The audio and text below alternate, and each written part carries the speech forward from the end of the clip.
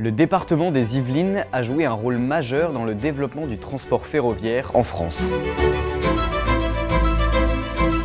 Inaugurée en 1837 en présence de la reine Marie-Amélie, la ligne Paris-Saint-Germain-en-Laye est la première ligne ferroviaire au départ de Paris. Mais chose encore plus inédite, elle est la première à être construite uniquement pour le transport de passagers. Elle a tenu le pari de relier en moins d'1 heure la gare de Saint-Lazare à celle du Pec. Son tracé initial a principalement desservi des villes yvelinoises comme Chatou, le Vésinet, le Pec et Saint-Germain-en-Laye.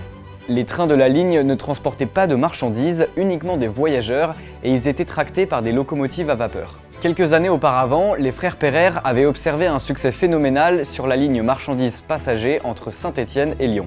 Ils prennent donc conscience de la vitalité de développer une ligne ferroviaire de passagers pour favoriser un essor en Île-de-France.